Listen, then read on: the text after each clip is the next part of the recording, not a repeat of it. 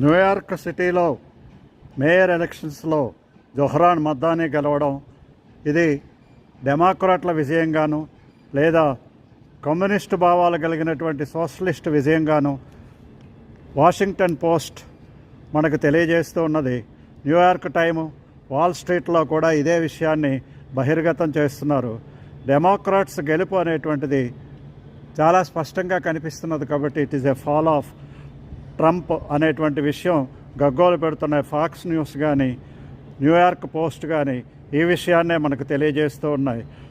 సోషలిస్టులు లేదా మార్క్సిస్టులు ఈ విధంగా విజయాన్ని సాధించడం, ఆ భావజాలం మరొకసారి వస్తున్నది అమెరికాలో కూడా అనేటువంటిది మనకు స్పష్టంగా తెలియజెప్పేటువంటి ఫలితాలు ఈ రెండు ఫలితాలు.